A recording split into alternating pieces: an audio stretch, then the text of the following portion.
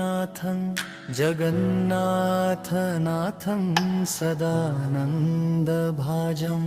भवद्भव्यभूतेश्वरं भूतनाथं शिवं शङ्करं शम्भुमीशानमीडे गळे रुण्डमालं तनौ सर्पजालं महाकालकालं गणेशादिपालं जटाजूतगङ्गोत्तरङ्गैर्विशालं शिवं शङ्करं शम्भुमीशानमीडे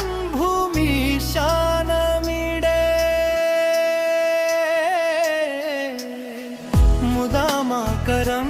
मण्डनं वन्दयन्तं महामण्डलं भस्मभूषाधरं तम् अनादिन्यपारं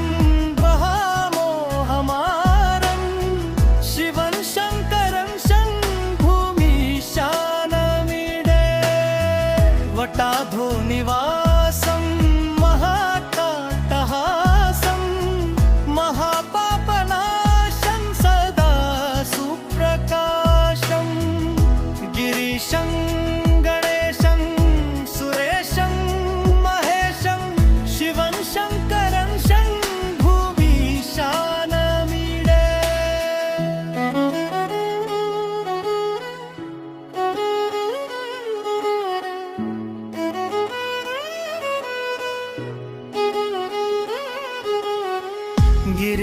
गिरीन्द्रात्मजासं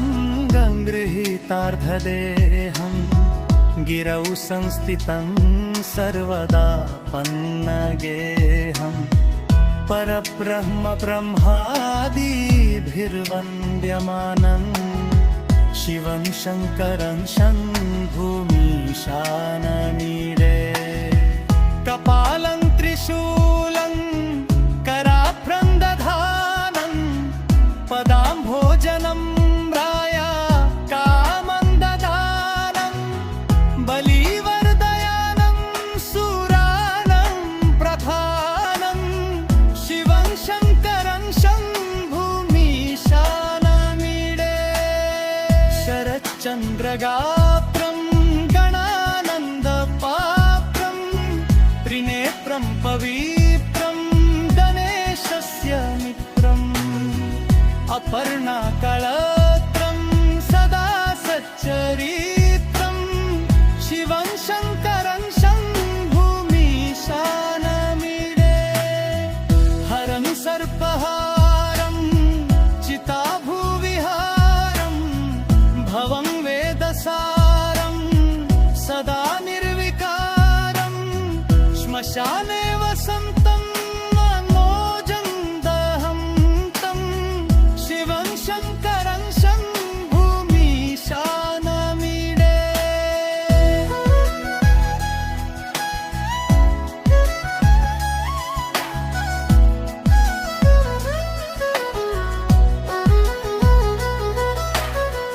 वटाधो निवासं महाट्टहासं महापापनाशं सदा सुप्रकाशं गिरीशं गणेशं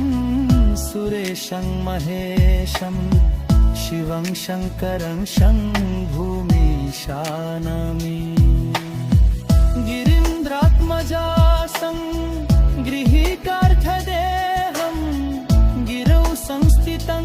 सर्वदा पन्नगेहं परब्रह्म ब्रह्मादिभिर्वन्द्यमानं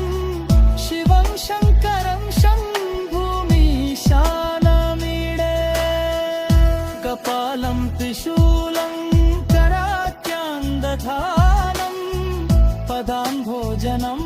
रायकामं ददानं बलिवर्दयानं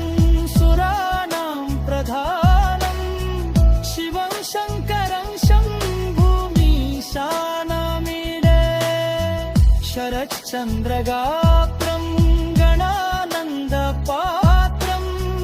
त्रिनेत्रं पवित्रं गणेशस्य मित्रम् पर्णाकळात्रं सदा सच्चरित्रं शिवं शङ्करं शम्भुमीशानमीडे स्तवं यः प्रहाते नररशूलपाने अघतैः सर्वदा भर्गाभावावत्रा सपुत्रं भवं दैन्यमित्यं करत्रं निक्षिप्तुर्भे समाराध्यमाक्षं प्रयाते इति शेषिवाष्टकम् सम्पूर्णम्।